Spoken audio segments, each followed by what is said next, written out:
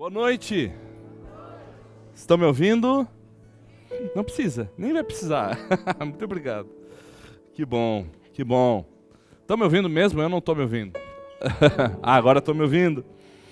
Que bom que você está aqui. Que bom que nós podemos, numa noite como essa, de forma, por meio de louvor, mas também por meio visual, nós lembrarmos do preço pago, nós lembrarmos que o nosso Senhor e Salvador venceu a morte.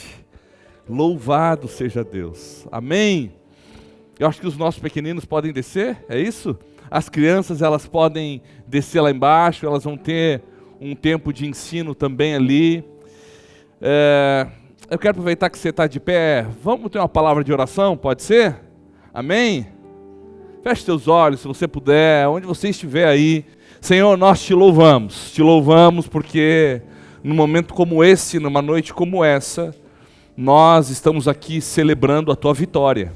Nós reconhecemos que por meio da sua morte e ressurreição, temos paz com Deus.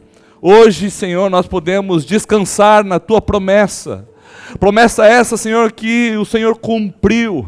E nós hoje possamos gozar desta verdade. Em nome de Jesus, fala conosco, toca em nossas vidas, não nos deixa sair igual do que chegamos. Nós pedimos em nome de Jesus, abençoa as crianças lá embaixo, que seja um tempo aqui de reconhecer o teu amor e o teu sacrifício. Em nome de Jesus oramos. Amém. Amém. Você pode sentar, em nome de Jesus. O pessoal desceu, obrigado, gente, da adoração aqui. Bênção. Que bom. Todo mundo tem lugar? Tudo certo? Né? De repente você não está no lugar que você gostaria de estar, né? Mas o importante é você ter lugar para sentar, em nome de Jesus. Bênção. Hoje a igreja encheu um pouco mais, porque nós tiramos o culto da manhã, ficou só o culto da noite. E aí fica um pouquinho mais apertado, mas vai dar tudo certo, em nome de Jesus. Amém? Deixa eu fazer uma pergunta para você. Você em algum momento já se equivocou a respeito de alguém? Em algum momento você já pensou mal de alguém e aí começou a caminhar com essa pessoa, conhecer ela mais de perto e percebeu, puxa vida, não era tão ruim assim. Ou alguém que você pensou muito bem daquela pessoa, você achava que ela era assim, melhor dos melhores, a melhor das melhores, e aí começou a caminhar, começou a ver que não é tão bom assim como você pensava. Já aconteceu isso com você? Já aconteceu de pessoas se enganarem com você? Acharem você uma coisa e depois você ouvir assim, eu achava que você era um arrogante, achava que você era um prepotente, mas comecei a conviver com você, a caminhar com você, vi que você é alguém legal, vi que você é alguém especial. Já aconteceu assim? Geralmente isso acontece, e esses juízos meio precipitados, eles acontecem geralmente quando a gente não anda muito perto, não é assim? Eu tenho certeza que, a meu respeito, tem um monte de gente que pensa e acha que sabe um monte de coisa. Mas se você quer me conhecer de verdade, convida minha esposa para tomar um café com ela, e ela vai ter uma perspectiva, a meu respeito, muito diferente da que você tem, e talvez você vá cair, eu vá cair na sua admiração drasticamente. Eu não me iludo com isso. Então, muito provavelmente, embora ela tenha bons olhos, quem convive de perto vai de fato sabendo e percebendo as nossas realidades. Isso se aplica nos nossos relacionamentos, mas isso se aplica na nossa vida com Deus também. Eu tenho certeza que se nós perguntarmos aqui para cada um quem é Deus para você, cada um vai ter uma imagem de Deus, ou uma figura de quem Deus é. Algumas mais semelhantes àquilo que Ele se revela ser, algumas mais distantes, algumas bem caricaturadas, e assim, que vai ter algumas distantes semelhanças. Eu gosto de usar essa referência, né?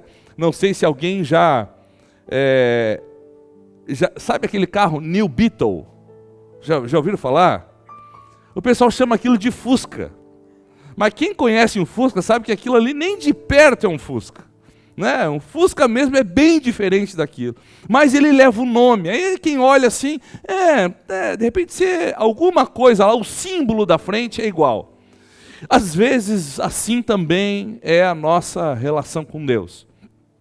Nós temos uma ideia, muitas vezes, de quem Deus é. E momentos como esse, momentos como Páscoa, momentos como Natal, festas cristãs, geralmente, elas acendem um pouco mais em nosso coração essa perspectiva de que Deus é isso. Ou, para alguns, Deus não é nada.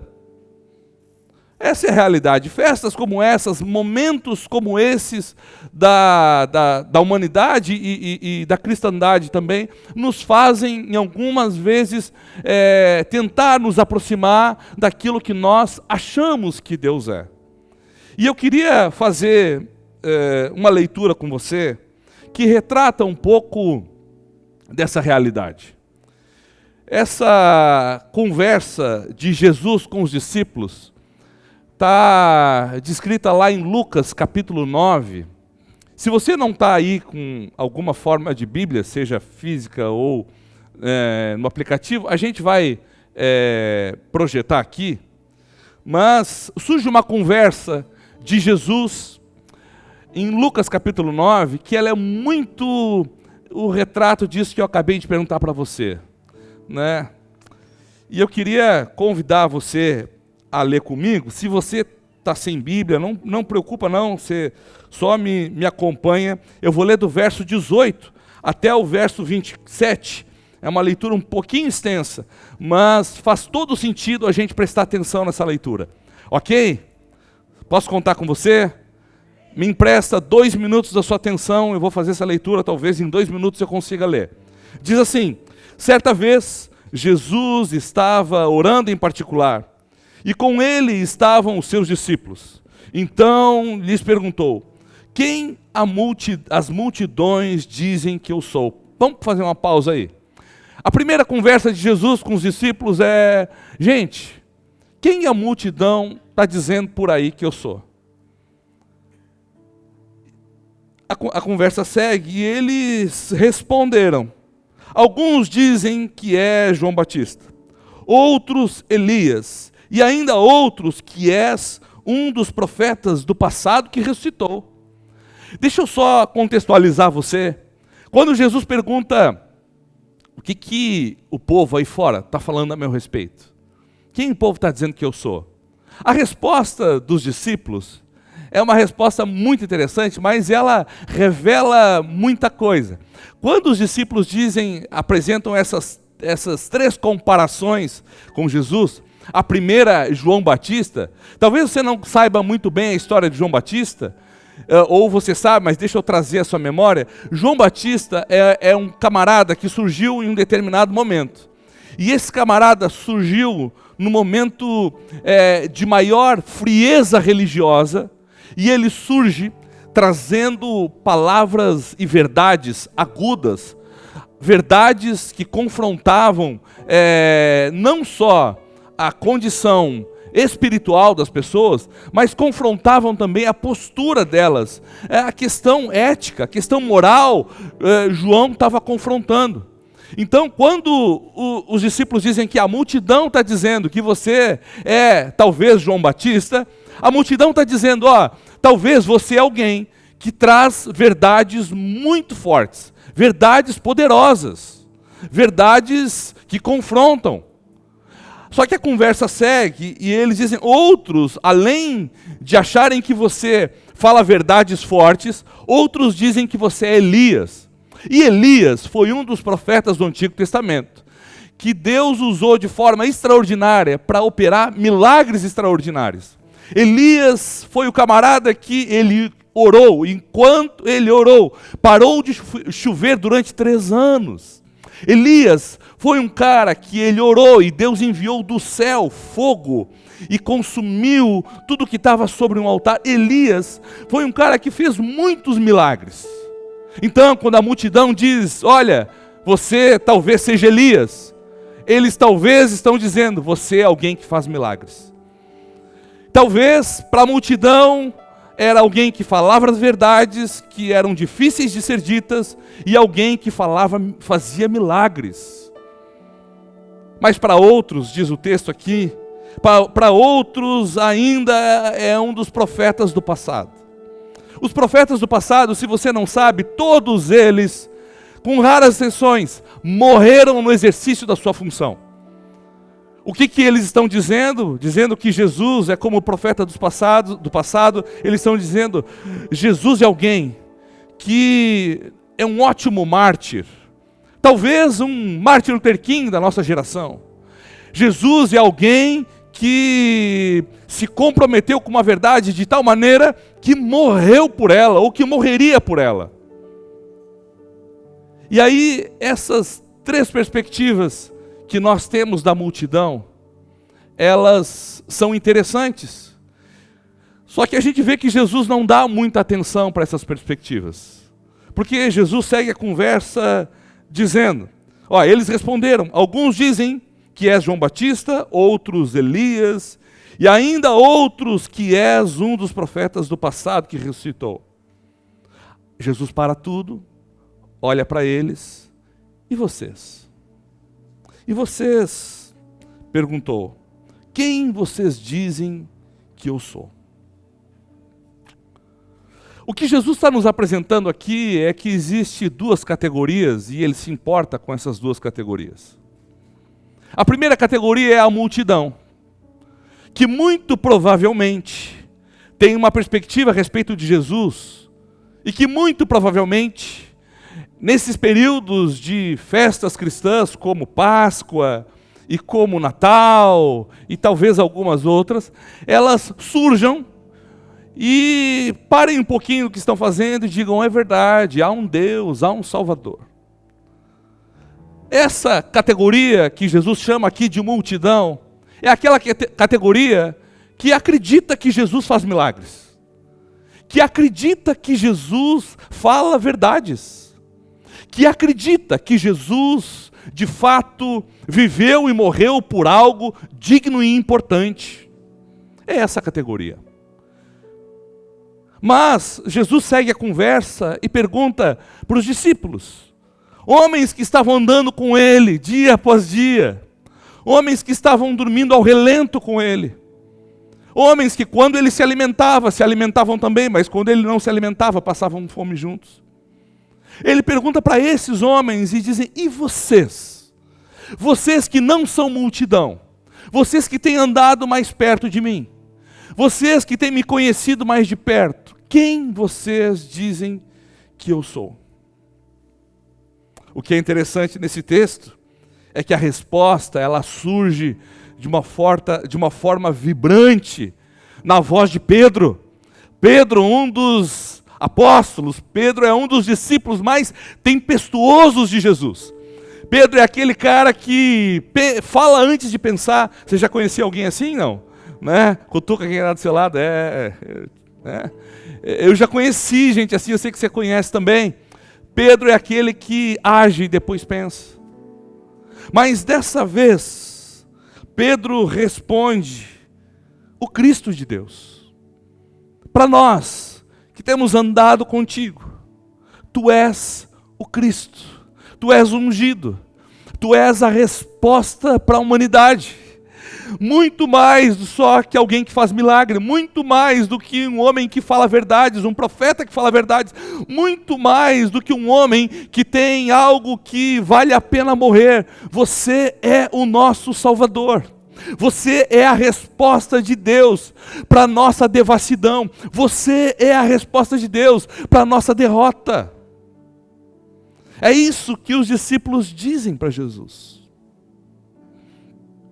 O texto segue. Jesus os advertiu severamente que não contassem isso a ninguém.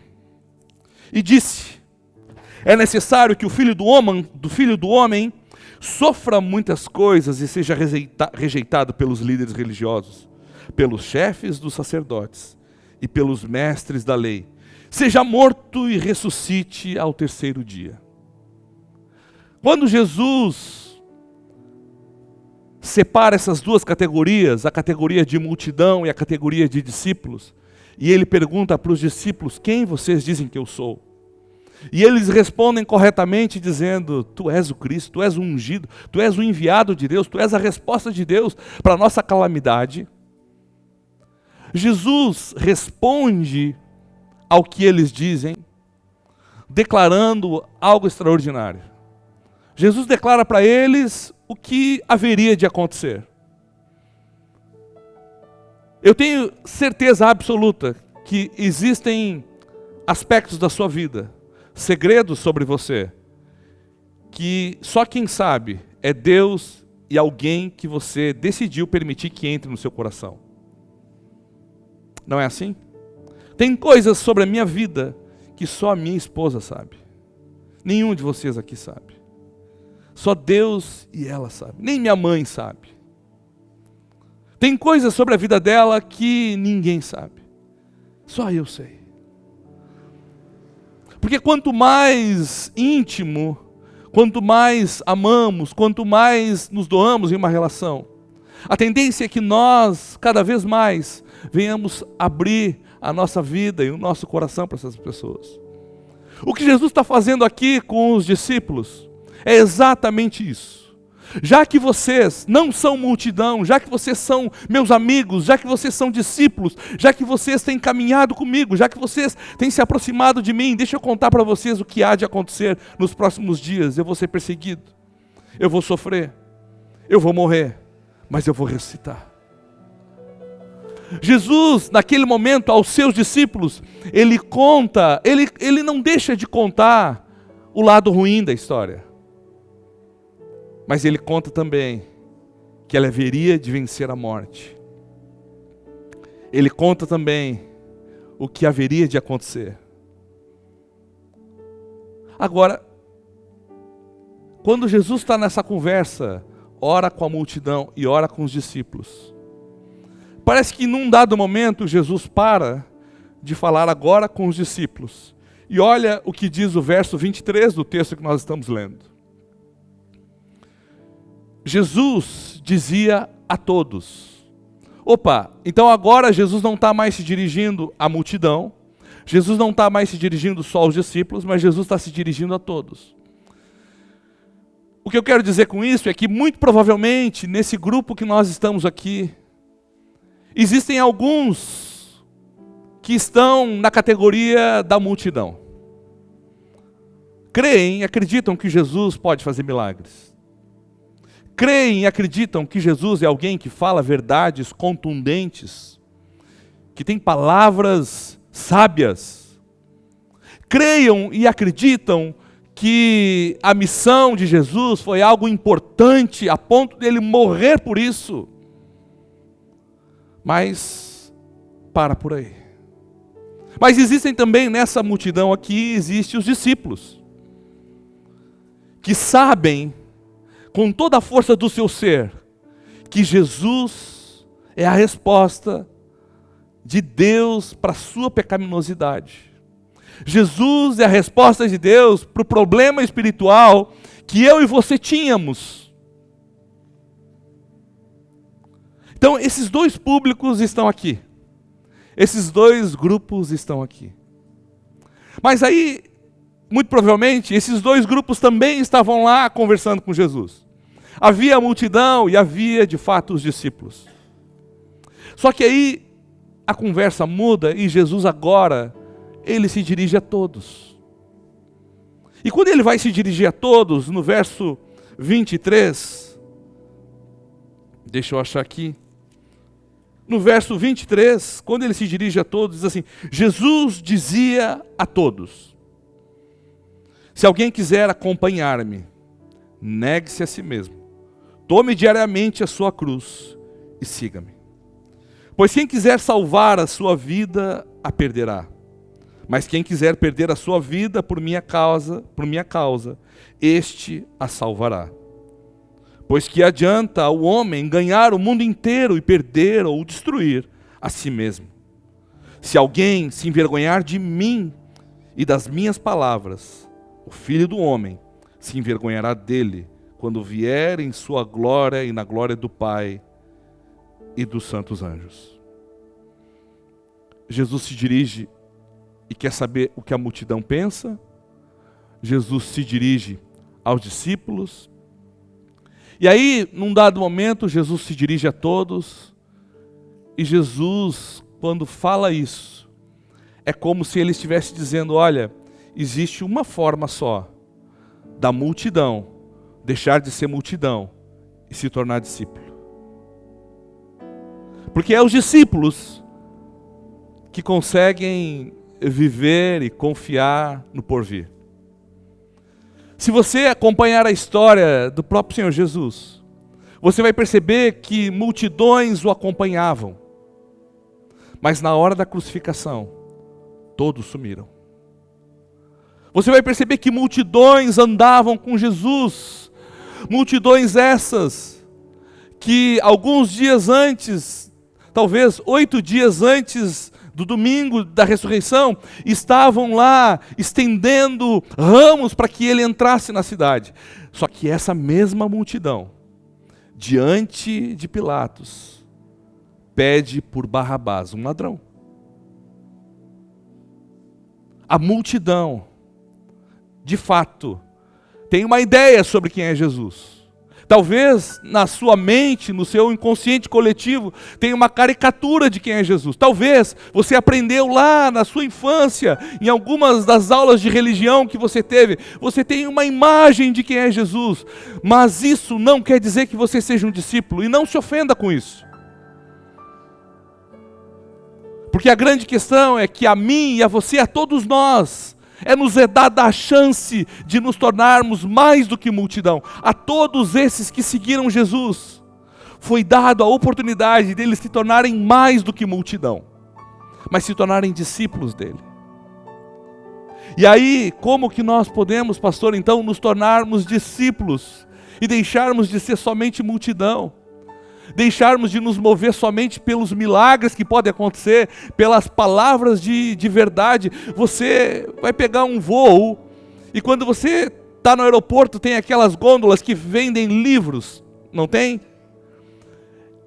Eu acho quase impossível você mexer numa daquelas gôndolas que vendem livro e não tiver ali algum livro que fale sobre a sabedoria de Jesus. Quase todas têm. Porque a sabedoria de Jesus, de fato, é extraordinária, é incomparável. A multidão percebe. A multidão declarou: de fato, ele é como João Batista. Ele fala coisas extraordinárias, verdades únicas. Ele é como Elias, ele faz milagres. Talvez você esteja aqui, fruto de um milagre. Talvez você está aqui nessa noite e você tem na sua história, na sua trajetória, um milagre que aconteceu. Mas ainda assim, talvez esse milagre não fez você discípulo. E de novo, não se ofenda com isso. Porque o texto diz, quando Jesus se volta a todos, ele diz: olha, se alguém quiser acompanhar-me, se alguém quiser ser mais do que multidão, se alguém de fato quiser ser discípulo, e discípulo é justamente aquele que vai após o mestre. Se alguém quiser ser mais do que isso, negue-se a si mesmo. Negue-se a si mesmo. Tome diariamente a sua cruz e siga-me. Pois quem quiser salvar a sua vida, perdê-la. Enquanto você dedica dia e noite os seus esforços numa atitude quase desesperada de autopreservação e de autossalvação, você cada dia dá um passo para mais distante da salvação que vem do alto. Você não tem a ideia da quantidade de pessoas que eu, como pastor, tenho a triste experiência de ver se afastando do caminho dos discípulos, porque o caminho dos discípulos exige negar a si mesmo, negar o seu orgulho, negar as suas paixões, negar os seus interesses pessoais e escusos, negar muitas vezes os seus direitos. Vivemos uma geração aonde nós somos colocados quase numa categoria de deuses. Ai de quem afetar a nossa agenda. Ai de quem afetar o nosso lazer. Ai de quem me disser alguma coisa a respeito da minha conduta e da minha postura. Ai de quem fizer isso. Ai de quem falar algo a respeito da minha forma como trato o meu filho, a minha esposa, o meu marido. Ai de quem falar. Não é isso que nós vivemos nessa geração. Só que aí vem Jesus e diz, você tem duas opções. Ou você segue sendo multidão, que vai saber todas essas verdades, mas que no último dia, o texto diz, que aquele que se envergonhou dele, aquele que se envergonhou de tomar a sua cruz diariamente e segui-lo, esse também, diante do Pai, tomará para si a vergonha. Mas Jesus está dizendo, olha, se você quer ser meu discípulo, se você quer deixar de ser multidão, negue-se a si mesmo. Tome a sua cruz e siga-me. Sabe por que para a gente é tão difícil negar a nós mesmos? Volta lá no começo. Porque nós temos uma ideia caricaturada de quem Deus é. Você acha que quando você decidir negar a você mesmo, Deus vai tirar tudo que é prazer seu. Deus vai tirar tudo que é alegria sua. Você vai se tornar um ser amuado, entristecido, que não vai sonhar com mais nada, e nem desejar ter mais nada, e nem desejar ser melhor em nada. Não! A gente tem uma ideia equivocada de quem Deus é. Deus não tem prazer em tirar as coisas de nós, a menos que essas coisas estejam tomando o controle do meu e do seu coração. Tudo aquilo que você perde ou irá perder na sua vida, saiba, você perdeu ou irá perder porque era nocivo a você. Mas como a gente tem uma ideia equivocada de quem é Deus, a gente acha que sabe o que é melhor para a gente. Você acha que sabe o que é melhor para a sua família, não é verdade? Você acha que sabe o que é melhor para o seu casamento. Você acha que sabe o que é melhor para a sua saúde. Você acha que sabe o que é melhor para a sua fé. Lê do engano. A palavra de Deus diz, eu é que sei os pensamentos que tenho a vosso respeito. Pensamentos de bem e não de mal, diz o Senhor. Os nossos sonhos, os nossos planos são falhos.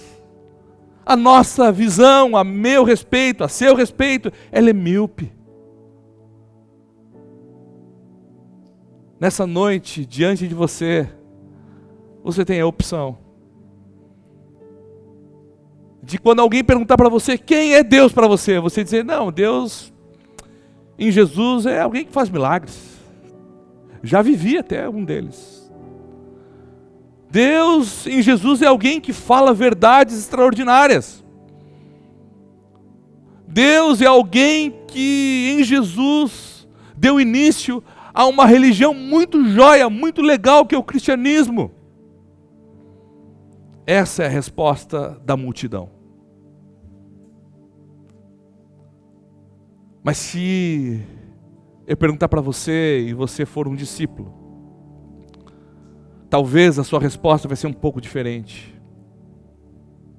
E eu perguntar para você, quem é Deus para você? Você vai dizer, o meu Pai.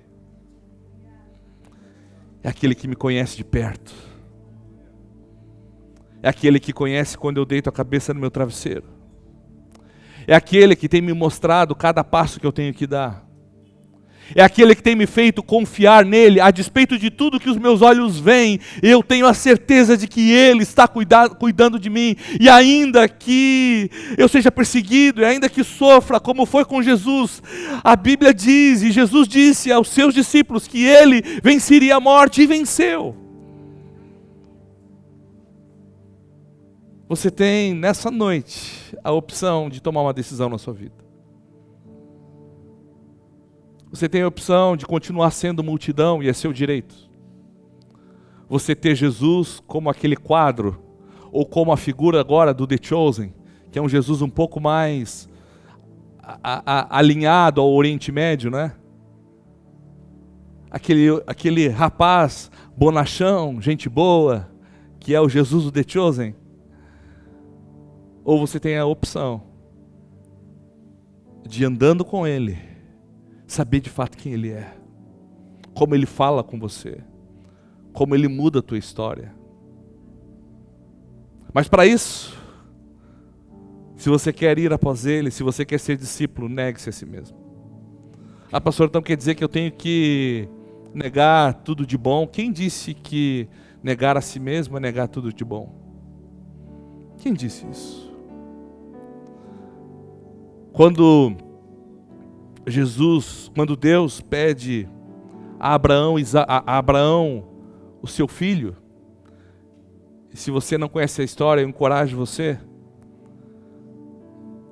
Num dado momento, Abraão não poderia ter filhos, Deus dá um filho a Abraão. Um filho de milagre. E aí, o tempo passa, Deus chama Abraão e diz: Abraão, me dá Isaac. A postura que nós vemos de Abraão é uma postura extraordinária. Ele não titubeia. Ele não pensa duas vezes. Ele prepara tudo para entregar o seu filho como sacrifício. E se você já leu a história, você lembra que quando Abraão está preparado para sacrificar Isaac, do alto, ele ouve: não faças isso com o menino. Deus não queria Isaac. Deus queria o coração de Abraão. Deus não quer as tuas coisas. Ele quer o seu coração. Ele não quer que você abra a mão das suas coisas. Ele só quer que essas coisas não governem o seu coração. Quem você quer ser nessa noite? Você quer ser um discípulo ou você quer ser multidão? Se você quer ser discípulo, negue-se a si mesmo. Pastor, como é que eu faço para negar a mim mesmo? Começa por você tomando uma decisão de aproximar-se de Jesus. Porque ao longe você tem uma ideia de quem Ele é. Ao longe você imagina quem Ele é. Mas quando você aproxima dEle, você começa a ver que as coisas são bem diferentes. Pastor, como eu me aproximo de Jesus? Você se aproxima de Jesus aproximando das coisas que Ele ama. Ele ama a sua palavra. Ele ama esse grupo de pessoas imperfeito aqui, um monte de gente pecadora aqui. Não tem nenhum santo aqui não. Nem eu, muito menos eu.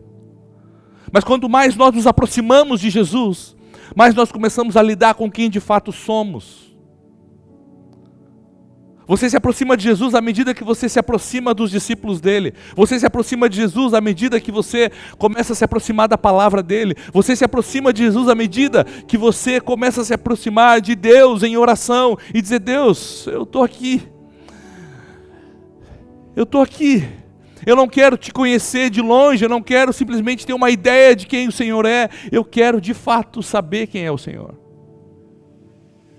E você foi trazido aqui nessa noite pelo Espírito Santo de Deus, pelo próprio Deus, justamente para ouvir isso. Tem pessoas que quando começam a enfrentar um esfriamento, começam a enfrentar problemas, crises, elas tendem a dar um passo atrás e se afastar e se distanciar cada vez mais de Deus. Essa é a pior escolha que alguém pode tomar na sua vida.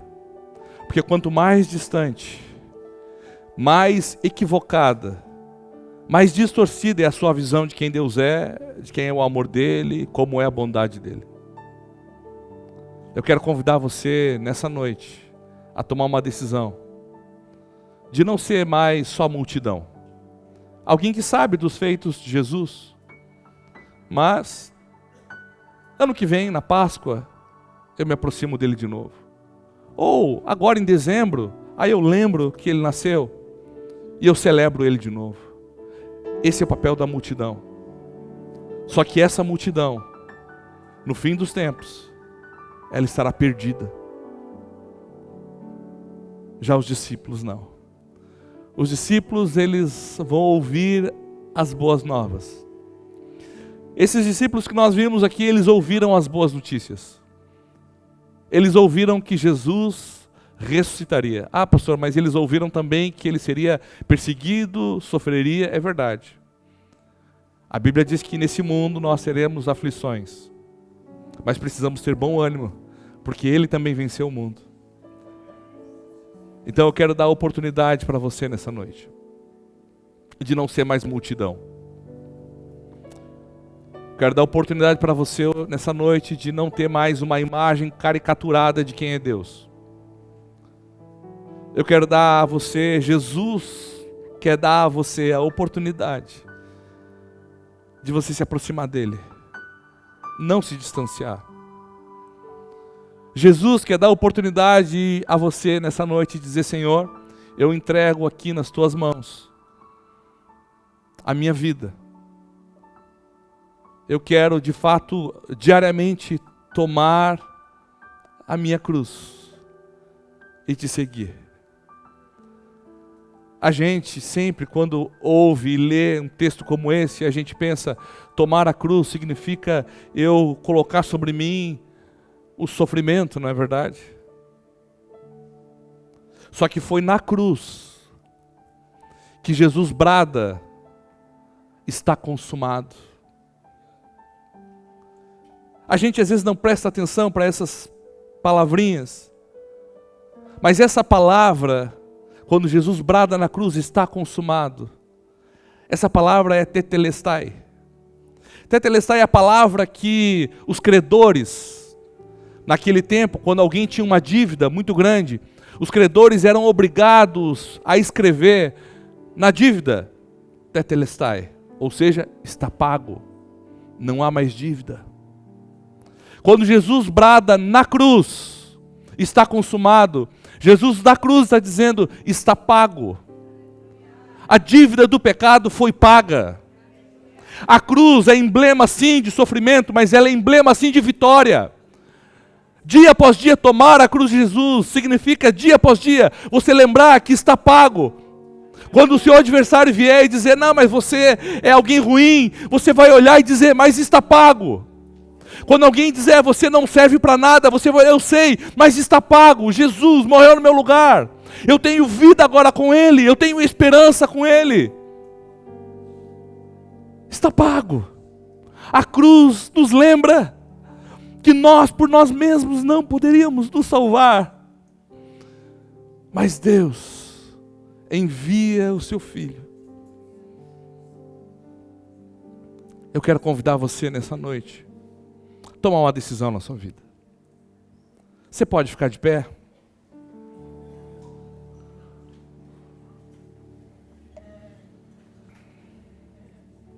Você não veio para mais uma apresentação. Você não veio para nenhum show. Você não veio para nenhum festival. Deus te trouxe aqui nessa noite. E o próprio Senhor Jesus, nesse momento, Ele está olhando para você e dizendo: e você? Quem você diz que eu sou? Para você, quem eu sou? Para você, quem Jesus é?